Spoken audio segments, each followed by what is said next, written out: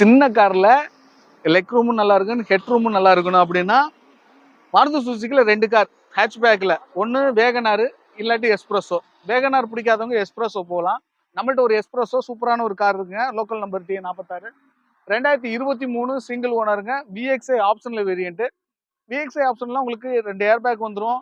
காருடைய குவாலிட்டியை பார்த்துட்டு இருப்பீங்க. 36,000 கிலோமீட்டர் ஓடி இருக்குங்க. இந்த வண்டிக்கான ப்ரைஸு 4,70,70,000 கோட் பண்ணுறோம்.